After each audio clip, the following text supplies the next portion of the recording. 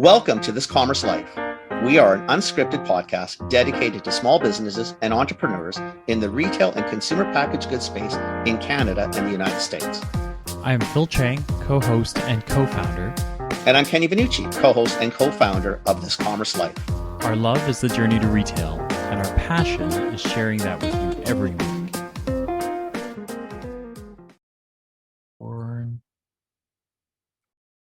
Desirée is joining us.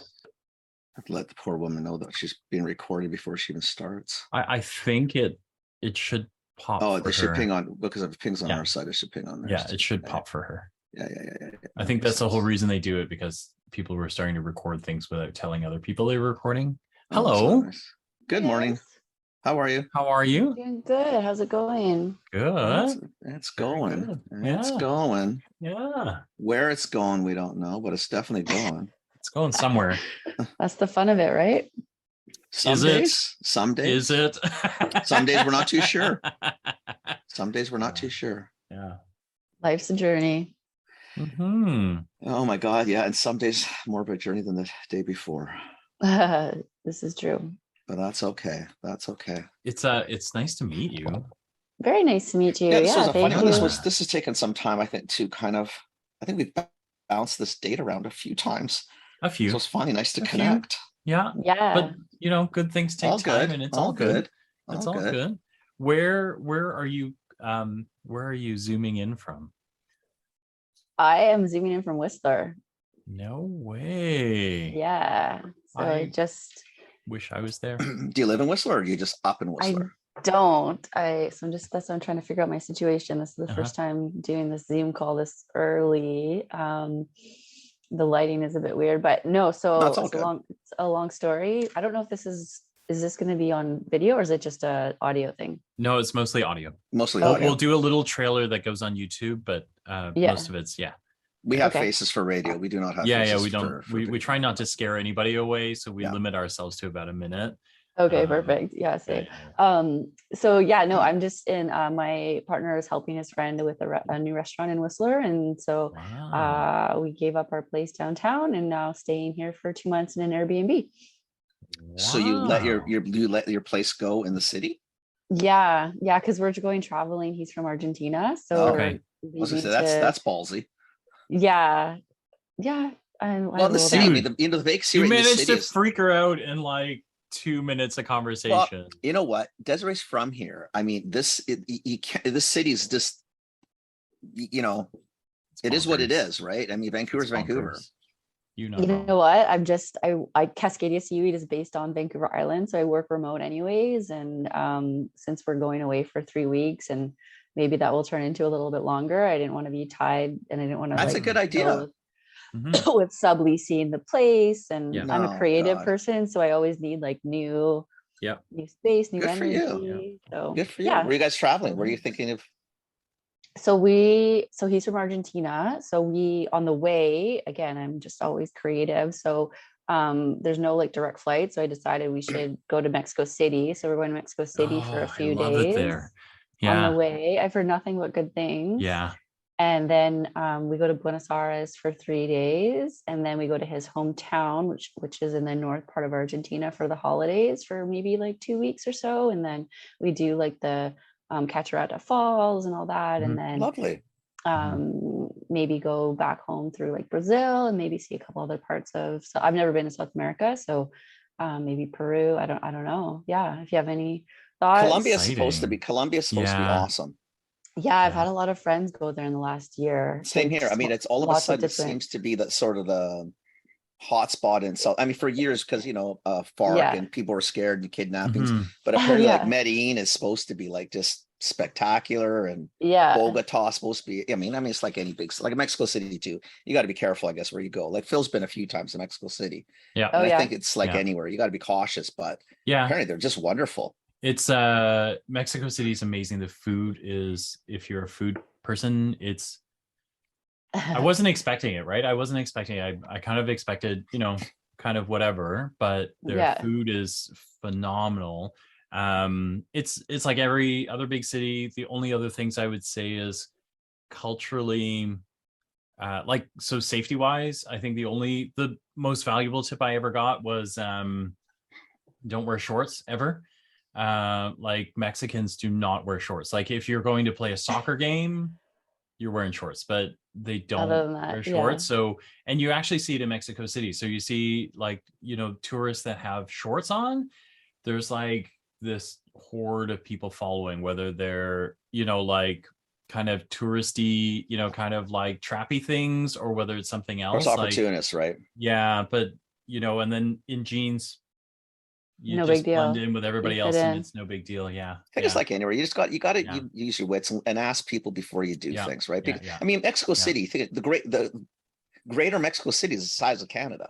It's huge. I mean, I think it's just shy of 35 or just shy of 40 million is people. Terrible. I mean, it's like LA. It's actually worse than LA. Well, it's 3 times the size. Yeah. That's wild. Yeah. So think about it. It's like 35 to 40 million people there. I mean, and you're a mile up.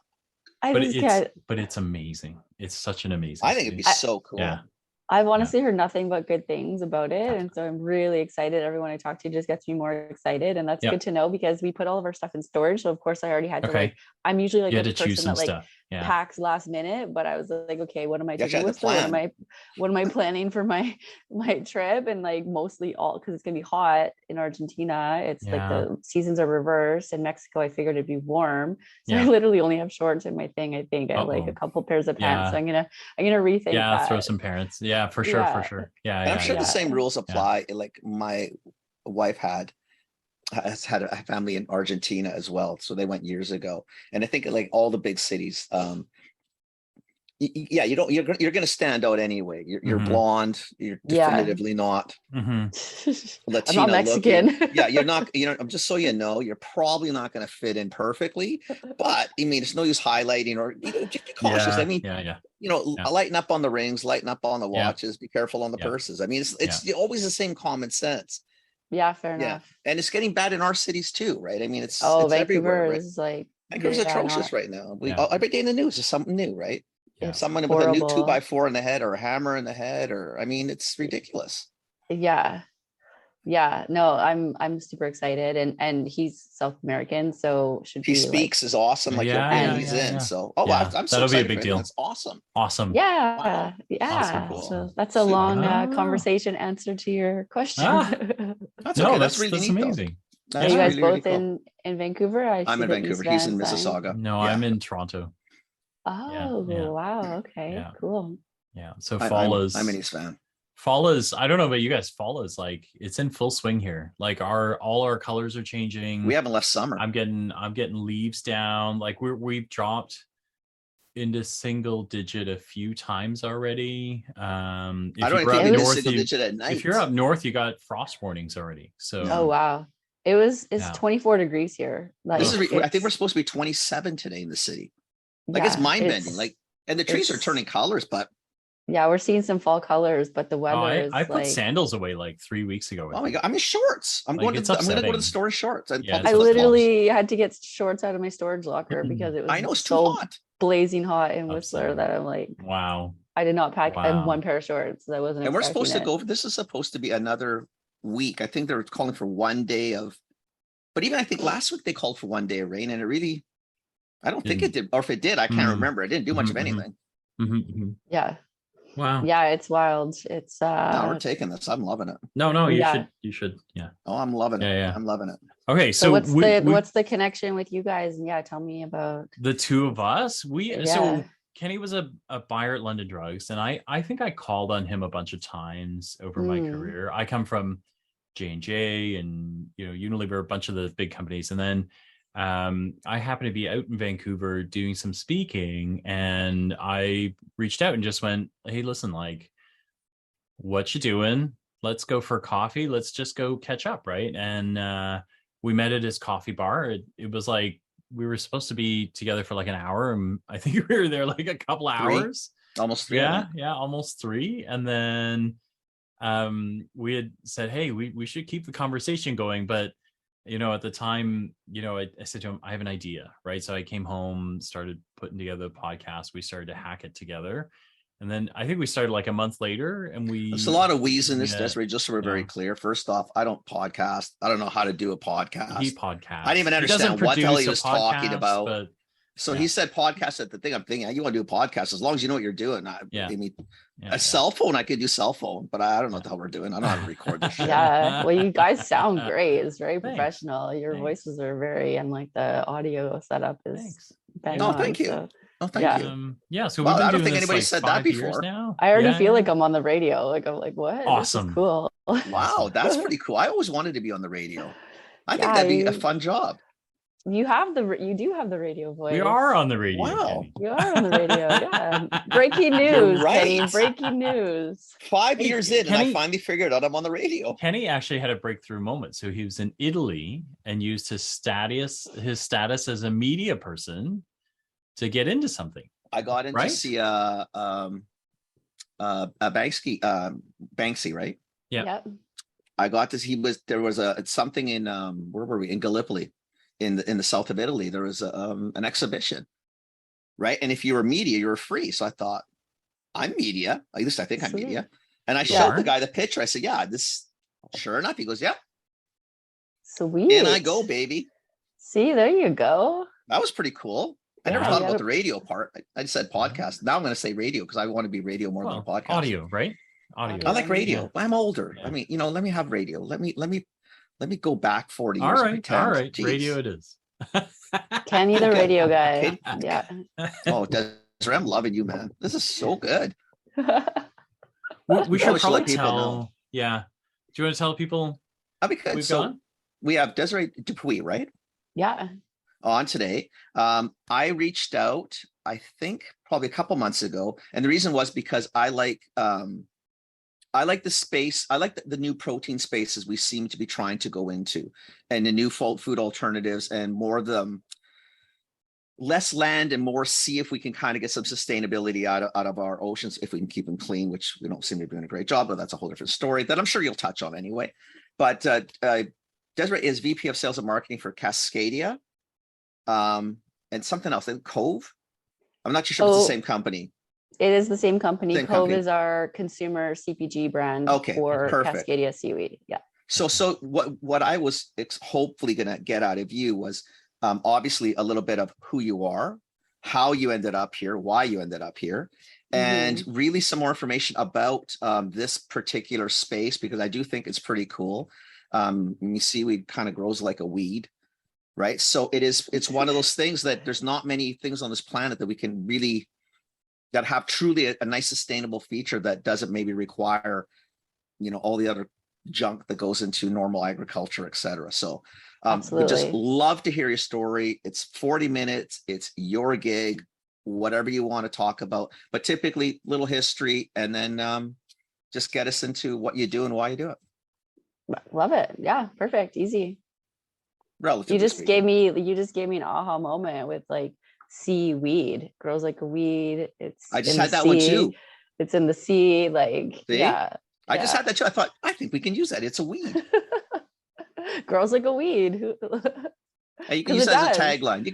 Nothing. That's a freebie. That's yours. You can have okay. That. Thank you.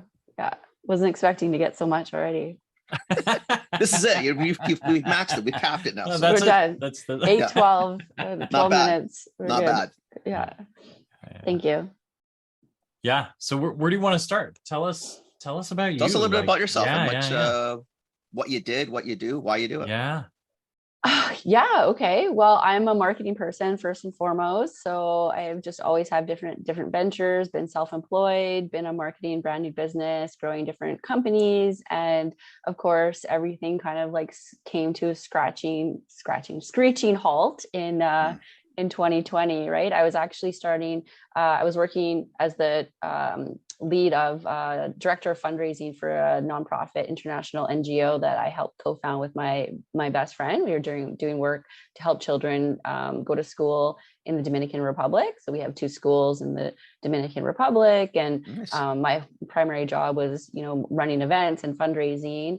And I was also trying to get my own brand of vegan footwear called Vos & Company off the ground. So I'd hired manufacturer in New York. And then, of course, in February 2020, the manufacturing in New York shut down. And so that business kind of, again, like came to a screeching halt.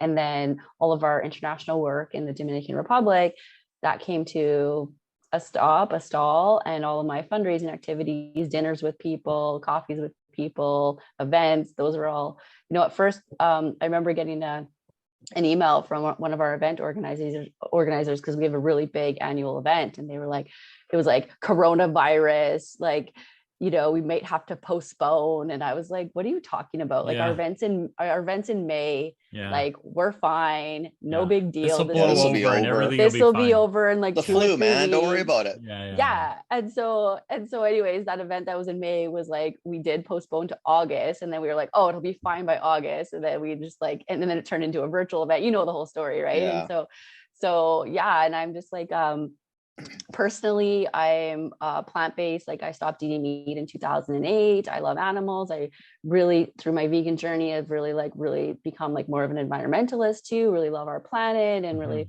want to take care of every living being that exists, and take care of our world. And so I was just, and with that journey, you kind of lean more into meditation and self-development. And so in the spring of 2020, I was just like running and working out and meditating.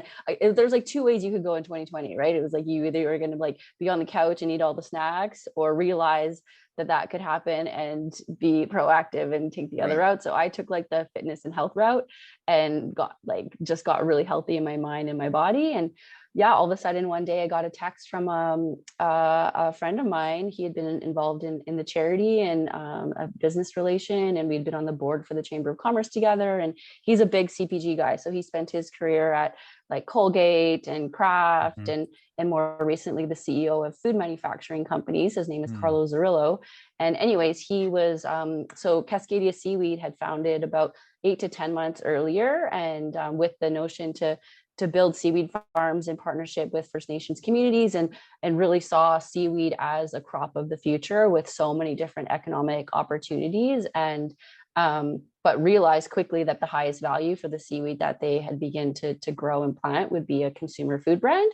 And so that's when they started talking to my friend Carlo, and then Carlo thought it was amazing, and needed someone else to come in to actually be kind of like the face of the brand, and do like, the full-time work of all the heavy lifting. He would mentor and kind of be like the brand advisor. So we joined as founding partners in Cascadia Seaweed in the spring, summer of 2020, and with the whole intention of launching a consumer food brand. And then over the first year, that's how we created Kove Ocean Foods. And and so for me, his text was, I have an opportunity for you. It aligns with all your values. And then when I found out what Cascadia was doing, it's, plant-based vegetable that grows in the ocean, ultra sustainable, vegan by nature. And then through my work in international poverty relief, I started learning a lot about the poverty that exists within Canada, and what our First Nations communities are like, some not even having clean water and things like that. So that had become an issue that was really important to me. And so when I found out that Cascadia was partnering with First Nations to work with them to grow seaweed, that was kind of like the clincher. I was like, okay, and it's like building a brand and marketing, which is what I love to do. And so it was one of those things that was like, check. And so that's how I joined Cascadia, and that's how we launched Kove. Wow. That's kind of a journey. Yeah, no joke. Yeah, it's life is fun. That's what I mean. It's just kind of like go where the wind blows. And so with Kove, our mission is to create the tastiest, most delicious foods made from the seaweed that we're growing all around Vancouver Island in partnership with coastal First Nations.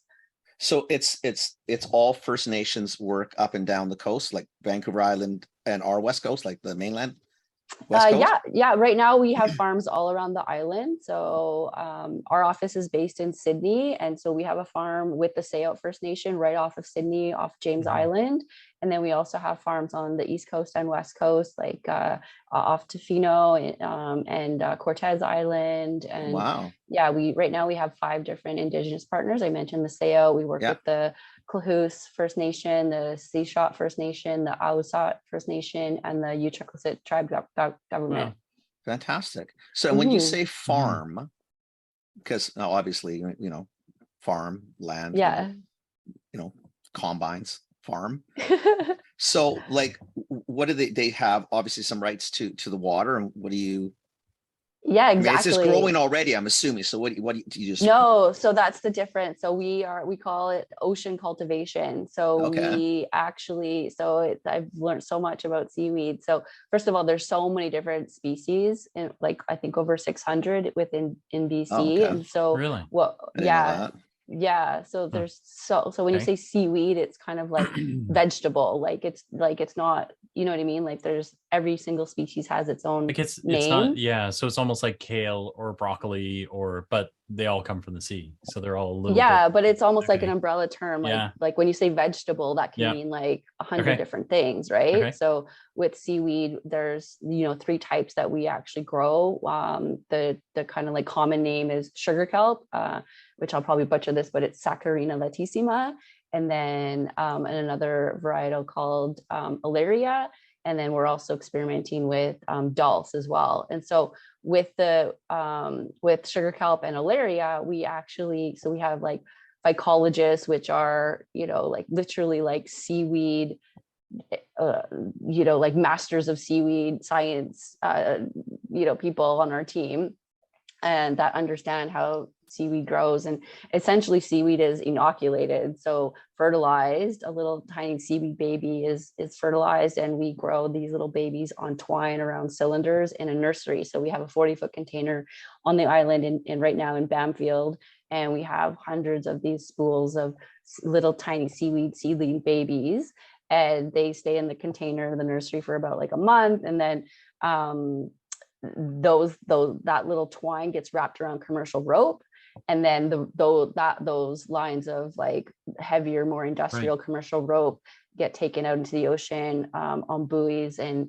anchors to kind of anchor it, to the location, so it's not blowing around everywhere and such. And so so we have a specific area where our First Nation partner has like tenure to to operate and grow, like has a license to basically work off the water.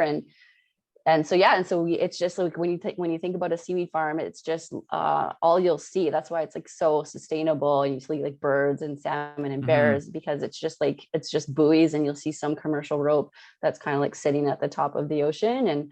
And then our seaweed, from the little seaweed, grows downward again, like a weed, very quickly downward into the ocean. And a few months later, and the reason it's so great in BC, because we have fresh, like super cold, pristine waters, which seaweed thrives in. And then, so realistically, the only inputs are sunlight and the sea. Like there's no fertilizers, there's no But you chemicals. don't have to do anything with it because it's there, right? It's there, yeah. So, but we're actually planting it and growing it. And then there's a certain percentage that we actually leave in the water and on the line, because as kelp grows, it actually does give back to ocean life. It helps to de-acidify the ocean. There's a lot of studies that shows it sequesters carbon up to 20 times more than like land plants and trees. And so there's so many benefits. And then of course it's so nutrient dense. It's a green vegetable. Like, and it attracts other life too. It attracts other, because things hide in it and things get all excited. 100%. That's crazy. Yeah. And there's no issue with, like, there's no invasive, like it doesn't, you know what I mean? Like, when you start planting things, like all other, you can have a huge bunch of positives, but maybe, I don't know, it goes out of control and kills other seaweed or other things, or I don't know what it does, but. Yes. So we plant native species. So they're indigenous to. Yes. So species that are actually already growing. Really? So the more danger really is for us if we leave, like we've had issues where if we've left in the water too long, all the sea creatures are lunching. It's lunchtime, it's dinner time. They're starting to like, I guess, which is okay too. Yeah. Well, but when you're trying to use the crop and put it in, maybe not the best idea there. It's kind of like a pest, but it's okay. It's like, okay, next season we need to be 3 weeks earlier because we lost a bunch of our crop. Yeah, because literally somebody's eating your lunch. You got happy animals. You have happy otters and whatever else. Exactly. but yeah, it's so nutrient rich, and so it's obviously good for us to eat. People, our ancestors have been eating it for so many hundreds of years, but because it's so nutrient rich, like it gives back to ocean life, and we've seen these like thriving ecosystems. We're actually doing a research project with the government, the provincial government, on salmon restoration. So seeing how, kelp farm, like growing kelp, actually helps to improve salmon, spawning and things like that. So yeah, because like notably we've seen literally like salmon and bears and birds, and it's just like this whole beautiful ecosystem. You can see it attract a whole ton of things, right? Because like when stuff floats on the ocean, as soon as stuff, you get a nice covering, fish underneath, fish come in, predators come in, like it's this whole nice spinning life cycle. Like that's the whole point, right? Is trying to do that. That is really fascinating. And how big are these farms again? Like, what are we talking in terms of? Yeah, like a hectare, kind of like sort of good size. Yeah. Like I mean, I'll have to. I'm just getting up for straight curiosity, because I'm trying to, again, I'm flying on a plane looking down at, squares on land. So I'm trying to figure out what this looks like. Yeah. In terms of how big this all is.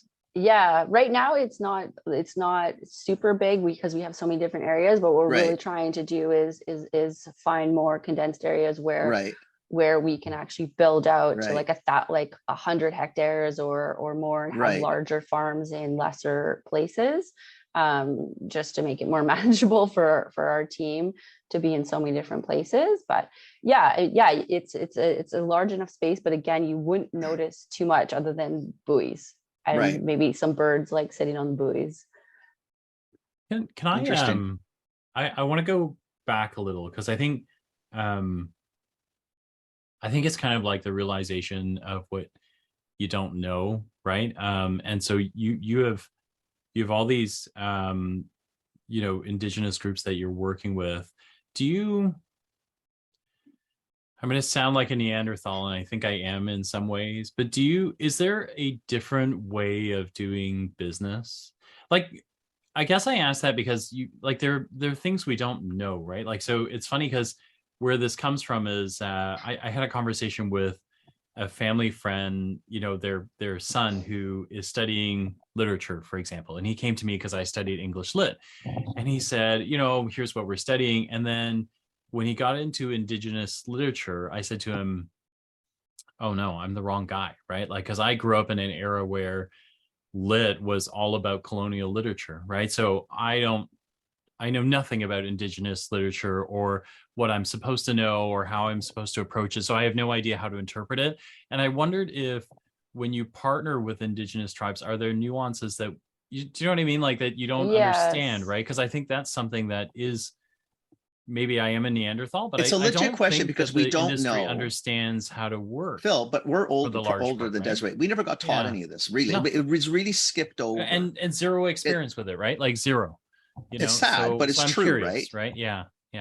Well, yeah, and I mean that was my kind of realization too, right? It's just like we've been like so educated in one way, the colonial way, and so I guess I would just attribute it to, it's like dealing with it's a different culture. Right. So if we were talking about Mexico earlier, if you went to Mexico, you wouldn't take your like necessarily like North American Caucasian ways and to deal with Latin culture. And so indigenous culture, there are like, I don't know if nuances is the right word, but I think it's more just like respect and learning. And I mean, at the end of the day, for us, it's all about empowering them to enact their own rights under certain laws, like the Douglas Treaty that was established for them to be able to enact, again, their own rights to govern their own land and water, and to work with them, to rely on their wisdom, on their experience. They've been doing it for thousands of years. They know, right? Exactly.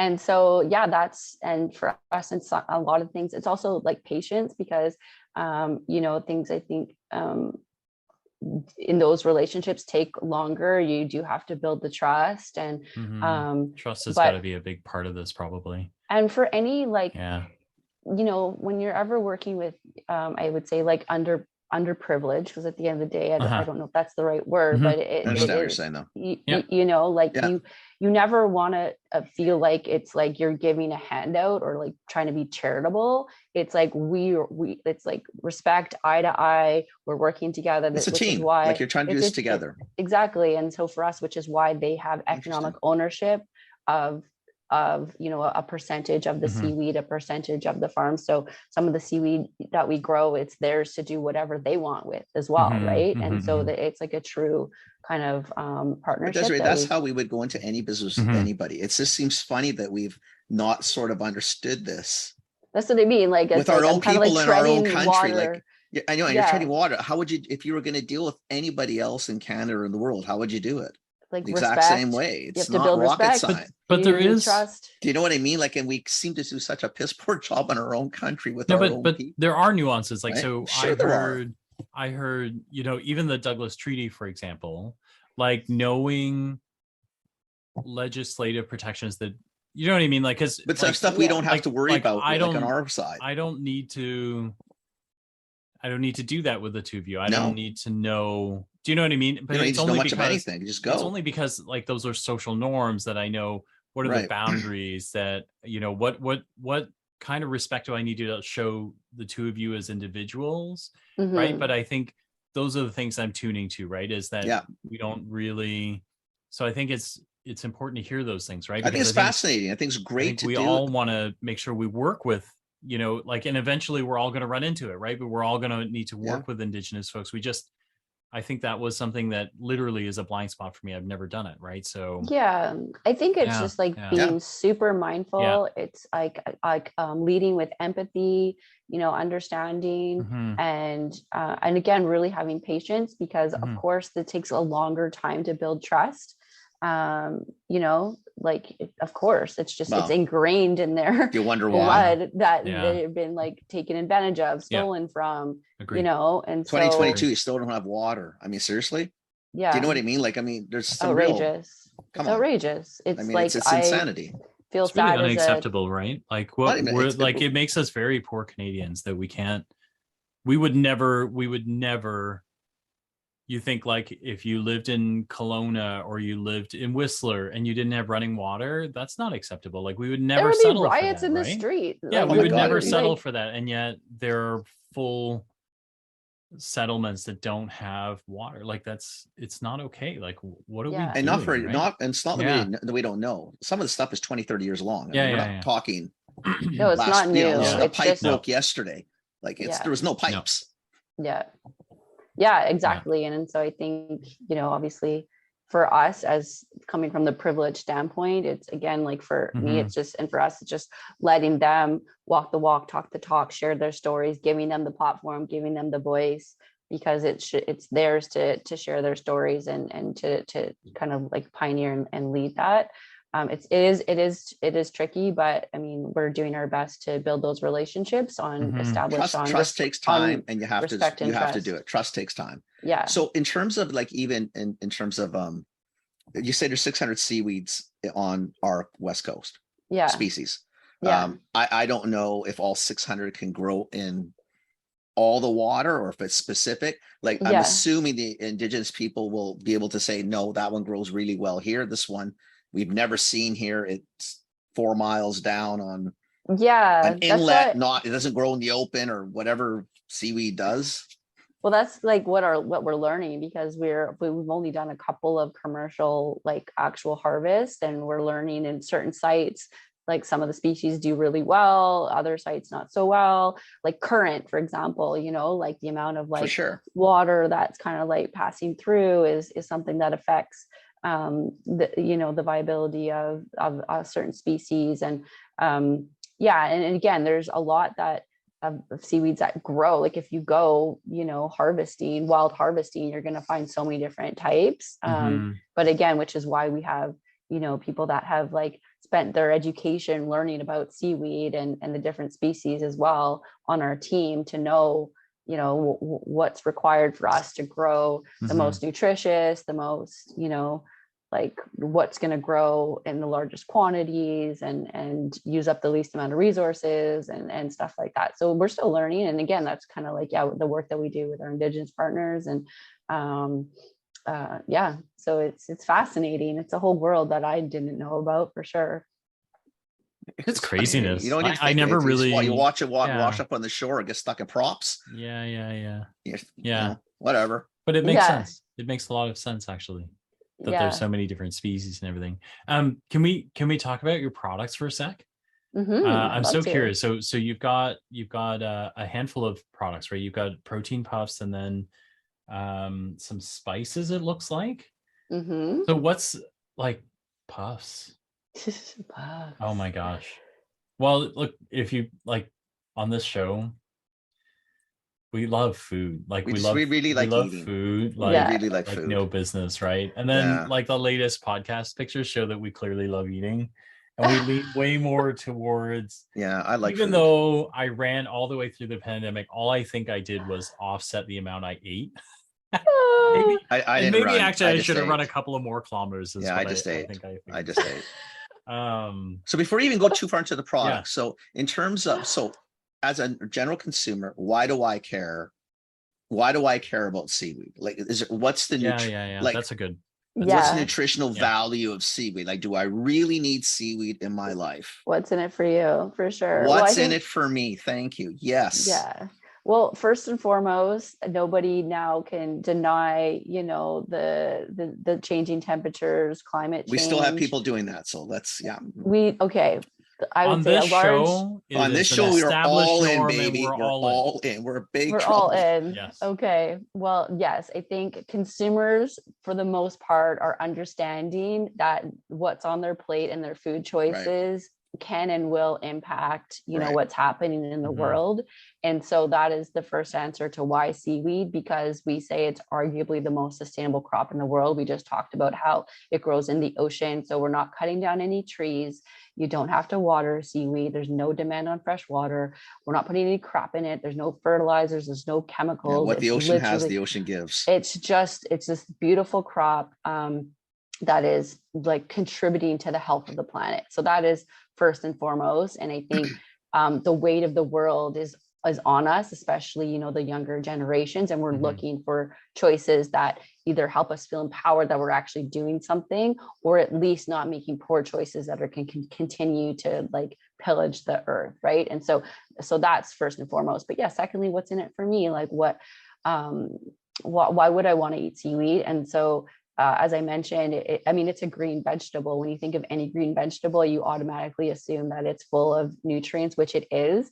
And I would say there's a handful of really prominent nutritious elements. So one of them is really high in iodine.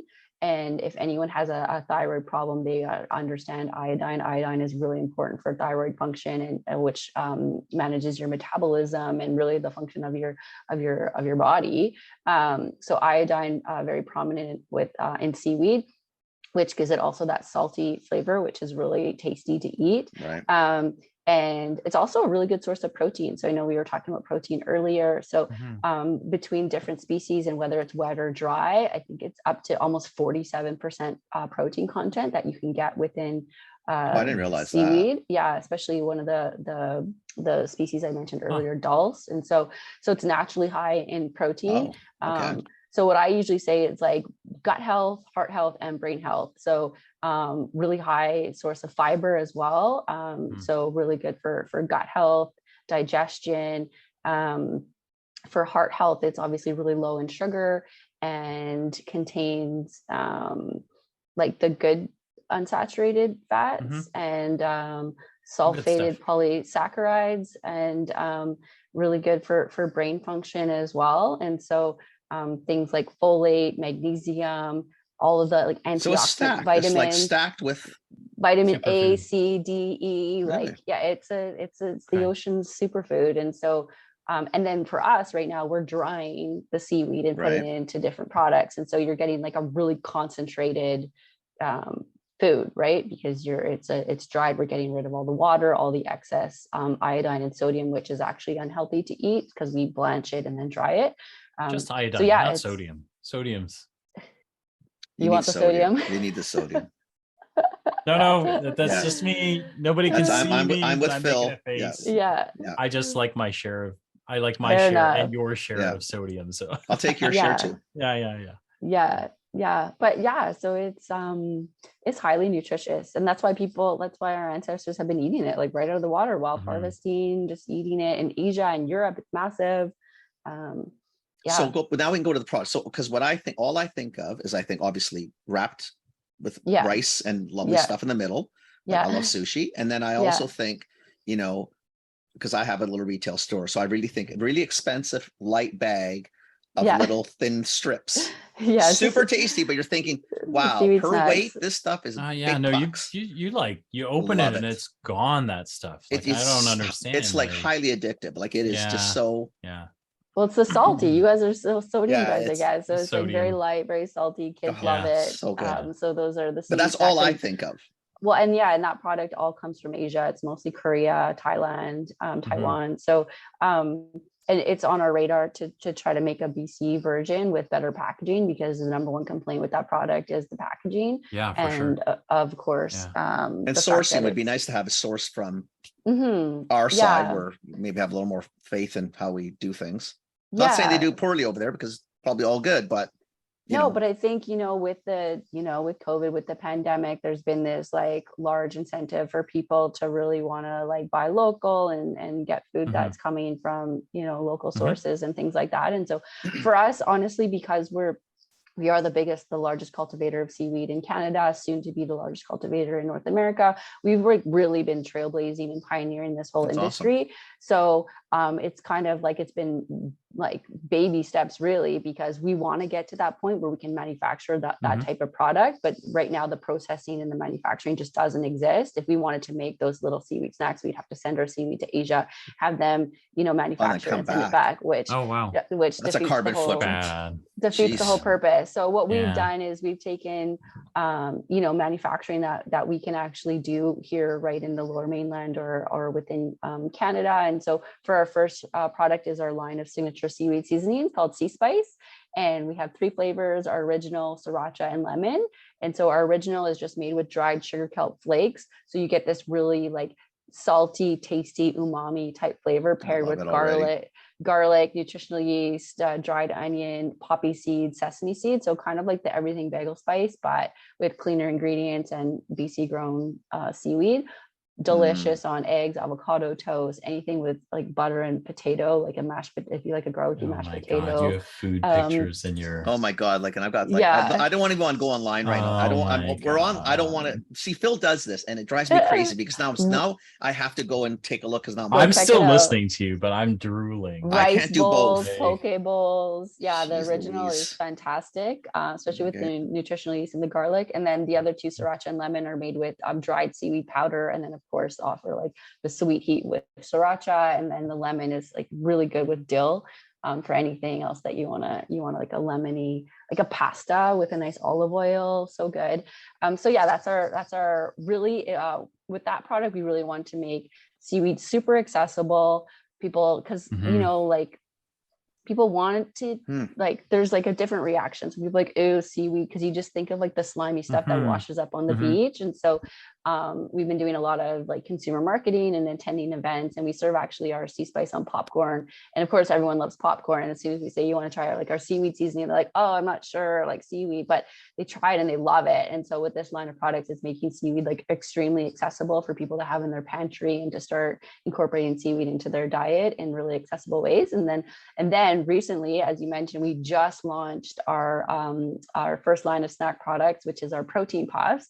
And I think another trend of like why seaweed, or what's in it for me with regards to food, is people now are starting to look at functional foods, and they want healthier options. They want foods that are going to satisfy a craving, but also provide, some nutritional benefit. And so because seaweed is naturally a good source of protein, we figured like, why not, leverage that and create tasty snacks that also can provide a functional ingredient. And so our protein puffs are super clean. The base is made with 2 ingredients, essentially just seaweed powder and pea. So we have pea protein, pea starch, and pea fiber in the base, and it's extruded into this light, crunchy puff. And then flavored with we have 4 different flavors. So umami butter, which is like really popular. People just go bananas. That sounds really good. And then we have our most seaweed forward, the classic flavor, kelp and vinegar. And then we have my favorite, which is sweet barbecue. And then we also have a cheddar for the cheddar lovers out there. So again, with the bags are jam-packed. They're 100-gram bag of puffs. And within that, it's 2 servings, and you'll get anywhere from 14 to 18 grams of protein per bag. Wow. And really that's a lot of protein. Yeah. A lot of protein, less than snack, 4 grams. Really, that's pretty. So here's what I love about that, though, is because I noticed this, like, so we're fans of our friend Sasha, who runs Poco, and he kind of describes himself as like a really healthy Cheeto, right? Yeah. But like the protein-based kind of savory snacks, there's a limit to what you can eat because you actually feel full. I feel full from those things, as opposed to like a potato chip is straight carb, right? Like, because a potato chip, you can eat the whole bag and it's totally bad for you, but you would never know that you're not. Right? Yes. You know that you should stop, right? Because there's no stopping with this. With these ones, there's a limitation because you're going to eat some and feel full. But I actually really like that, right? Because I think you get a better experience out of it. You eat a handful, you get that kind of like, yeah, you're kind of like intentionally eating, so you can eat this, like with your lunch, or even like, it's always like the 2 or 3 o'clock, like mid-afternoon, for sure, like snack, or even late at night if you're watching a movie or whatever, and you're easily going to eat half a bag. You might crush a full bag, and like what people say is like it's really light, so it's not deep fried. You're not going to feel gross after. It's also because of the fiber will help make you feel more satisfied and full. And so the feedback so far has been really, really, really positive. Really low sugar as well, so an entire bag is less than 4 grams, between 0 to 4 grams of sugar depending on the flavor you choose. Really good source of iron and fiber. So that's the snacks. And then we're really also just about to launch our kelp tortilla chips. So think of like a classic tortilla chip, but our original flavor. You're killing us here. That's going to be amazing. So good. I'm looking forward to that too. Like that one sounds actually. Yeah. Are you guys dippers? Like, are you like a tortilla chip? Oh my God. Yeah. Yes. Dip, don't dip. Yeah. It's food, man. We're all over it, period. Oh my God. Well, the positioning of our tortilla chips, because it's made with seaweed powder, which gives it a little bit more weight and density, it's like the totally dippable chip. So if you're like me and so you're like, opening the jar of salsa out of the fridge and like just sitting at the kitchen counter eating it, it's like not going to break into your salsa and can stand up to hummus or like a 7-layer dip. So it's but still light and crunchy. And in our original. Wait, when are you launching that? I have a bag of our pre-production run. Or... Oh, look at that. Oh, that's this awesome. Is from our pre-production run. Okay. So wait, but is this a trade secret? Like, should we?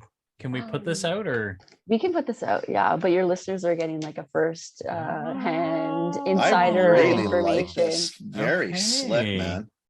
Yeah. So we'll be sending out to retailers. So Kenny, if you're interested for your what I was going to ask you is, that would have been my next thing, is sort of like, for example, who like if I'm a retailer, or if I'm a customer, where do I go? And if I'm a retailer, where am I going? Both sides of it. So we've actually been really blessed because it's seaweed, because of our story, because of our products. We have so much interest in our brand. And so we do have distribution set up from, Vancouver Island all the way to the east coast of Canada. We're working with the Neal Brothers, with John Luca, with Canadian Artisan Foods, Dean's Dairy. And so we have Dean's has it too? Yeah, just like they will in the next, just working on some pricing and listing information with them, but they'll have it. So just tell Connie to tell me as soon as she gets it, because they carry one of my brands. Oh, good. I do list some stuff. Like, honestly, I would list this. I've nobody show me. I would list this tomorrow. Like today, now. Connie is waiting on me for my price and listing. Come on, Desiree, let's go. Yeah. Stop fooling around in Whistler. Now. Stop packing. That's enough travel talk. Let's go. Listen, she's in the middle of test tasting those nachos. No, so she's packing and she's doing other things in Whistler. Stop it. Focus. Okay, Connie's getting my information today. She can pass it to you. We're gonna list it next week. That's awesome. but and then we've had really like, so Sobeys local, they've taken us into their local program, so a lot of thrifties on the island would have it, obviously. And some local thrifties as well, and on the Lower Mainland, and Safeway Willingdon, and a few other Safeways. I love this. Love this. I think this is so cool. It's so BC. I love this. I'm dying to try the spices more than anything. Seriously. Yeah, because I just the umami. I think I'm drooling just thinking about it, which is really sad on a lot of fronts. But I mean, it's food. Food is life. Like, it's what brings us together. It's like what fuels our body. Absolutely, that's exactly how we look at food. Food is like just the binder of life. Just everybody can come around food, and 100%. Not even better. Oh yeah, not snacks though. Snacks I don't like sharing. Get your own bag. Seriously, that's we got to draw the line. There's no social. Luckily, you guys are not in the same office. Kenny's in Ontario. He'll get his own stash. You'll get your own stash. He can do his own thing over there. Yeah, no one. I don't share my snacks with him. I order them and then I keep them. I get grouchy when the kids eat them all. So sometimes I have to hide some of the things just so I get my own. That's like a classic parent move, right? You got no choice. You got no choice because they're like animals, right? They're animals. They don't care. Right? It's just it's there. It's gone. Yeah. No respect of order of household. I'm really liking this. I really like the spice. Well, I'm excited to. You'll be. Well, as soon as you get organized, young lady, and get this thing into Connie, I can do my thing. Yeah. Did you hear that? That's the buyer voice, right there. That's the. Let's go. That's a dad voice. That's a dad voice too. Let's go.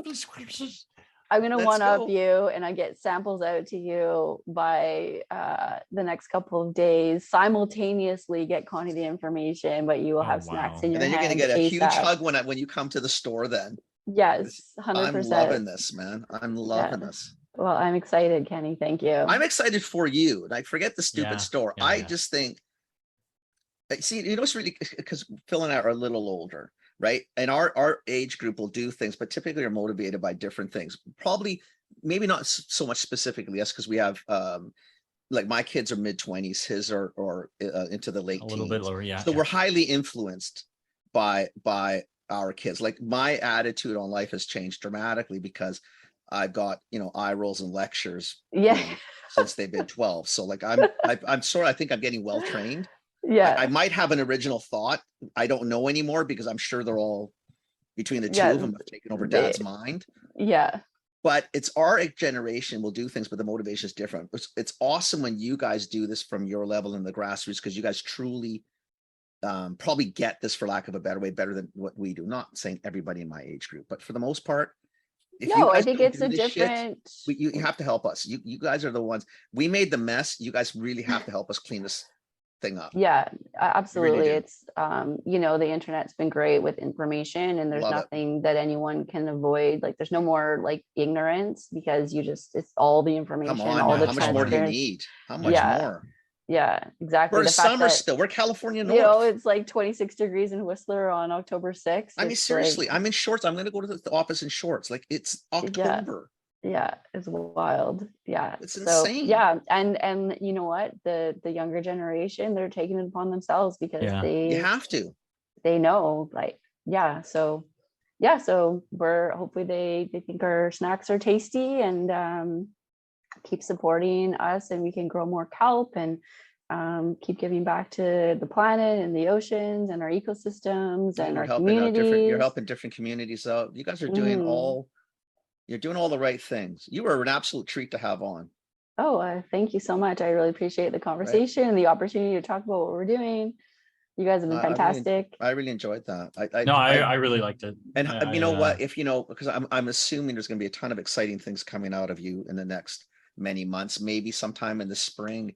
It'd be nice to catch up, provided I'm assuming you're going to be back in Canada and not running around the road. But there's things to do here, right? Focus. We need to get listings. Focus. To get good Lord. Let's get this little holiday out of our system and let's come back and get the stuff done. Yeah. There's lots of stuff that you stop can do sweating here. The lady. She said you just never mind. I get to be a dad when I want to be a dad. You just do your own thing over there. Good Lord. Don't worry, Kenny. I'm not going too far away. I'll be taking my Christmas holiday and be right back to serve. You come back. to serve all the people that want our seaweed snacks and more delicious products that are in the pipeline. That's more the exciting part. I'm dying to see what else you do with this, because I think stuff like this really and truly really is important. And it's really important to the planet in general, but if you want to hone in, I mean, it's really important to BC. It's important to our people. It's important.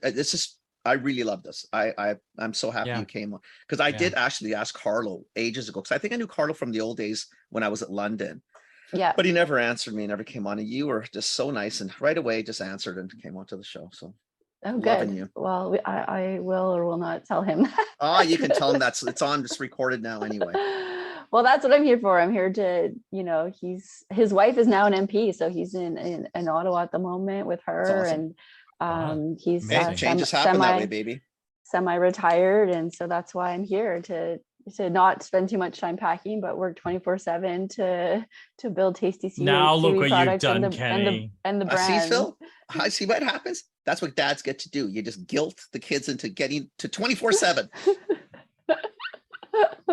That's awesome. Like, seriously, what a great thing you're doing. And you honestly, you were the treat to talk to this early in the morning. Thank you for doing this. If people want to find you, where do they find you?